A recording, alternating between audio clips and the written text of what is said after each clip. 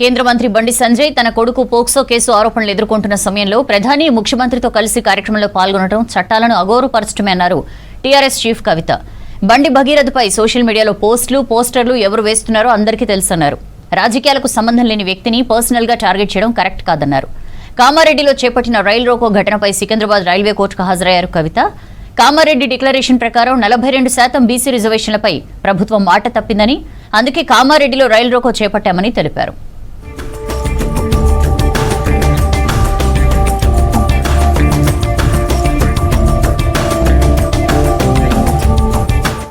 ప్రధానంగా ఒకటండి, POCSO is a serious case.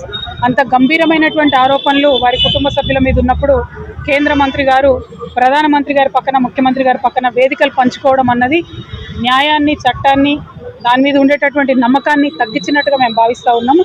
వారు వెళ్ళి ఉండకుండా ఉండాల్సింది మొదటిది.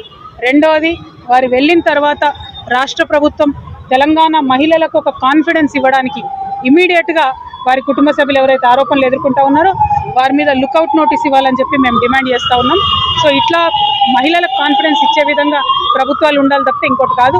వారు అది ఇవ్వాలని డిమాండ్ చేస్తారు. కేంద్ర హోంమంత్రి కొడుకే అబ్స్కాండింగ్ లో ఉన్నాడని చెప్పేసి పోస్టర్ పెడుతున్నారు తెలంగాణ ఎవరు పెడుతున్నారో మనకు తెలుసు. వారు నేను కోరేది ఒకటే, ప్రధానమంత్రి గారి దగ్గర నుంచి పాలమూరు కోసం ఏమైనా తీసుకురండి, దానికోసం ఉద్యమం చేయండి తప్పితే ఒక పిల్లగాడు, అది కూడా పాలిటిక్స్లో లేని పిల్లగాని మీద పడి పర్సనల్ అటాక్ చేయడం అన్నది నాకు పర్సనల్గా నచ్చని అంశం. తెలంగాణలో సామాజిక న్యాయం వర్ధిల్లాలి అని కోరుకునేటటువంటి ప్రధాన స్రవంతి పార్టీల్లో ఉన్నటువంటి మేము బీసీ బిల్లు కోసం డెడికేటెడ్గా పనిచేస్తాం.